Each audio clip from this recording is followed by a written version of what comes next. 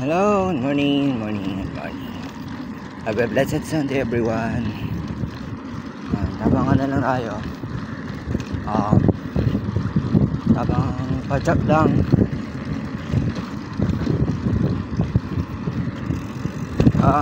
Ano na palang petsa ngayon? 22. Yes, Sunday. So, kagaling ko lang ngayon sa church. And 22. So, meron pa akong updates lang pala sa inyo. Kahapon din ako nakapag-video kasi wala naman akong maiisip na something to be documented.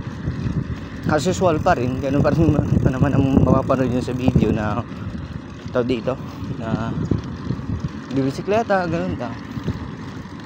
So yun, parang di na ako nakapag-video kahapon. Well, anyway, sa ngayon, sa putong to, nakatotok yung camera dito lang sa may harapan ng bisikleta. Yan, habang tayo ay pumapadyak. Ngayon, yung update na tinutukoy ko is today is June 22. By next month, July, so meron pang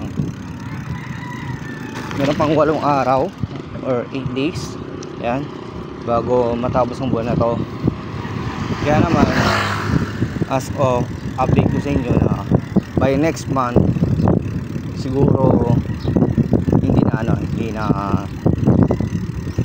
na puro bike na lang nakikita niya sa aking FB page, sa aking Facebook account, FB page, at saka sa aking YouTube channel.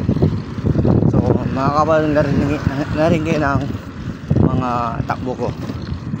So by month of July, dire-diretso yun. Ayan. Ay hindi ko masabing dire-diretso kasi hindi ko na pala alam kung kung makakapag document ako, kasi hindi ko naman alam baka kung nakaka full focus lang ako sa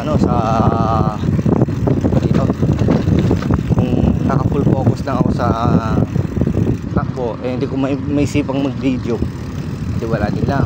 Kaya kung ano man yung magawa ko na mga videos or kung ano man yung maido-document ko, ay yun na lang yun. Basta ako bilang isang documentator sa mga activities ko, ina-assure ko lang na yun talaga yung mismong mga actual na ginagawa ko, at hindi yun hindi siya yung tipong scripted. Kaya sabi ko sa intro ng video na hindi ako vlogger, isa akong documentator.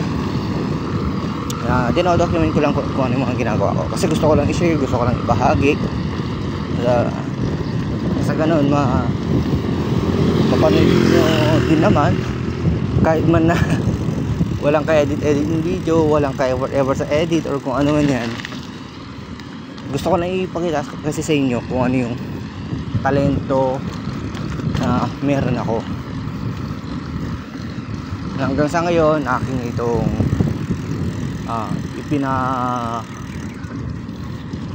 ipinapamalas at pinapakita at aking ibinabahagi sa lahat.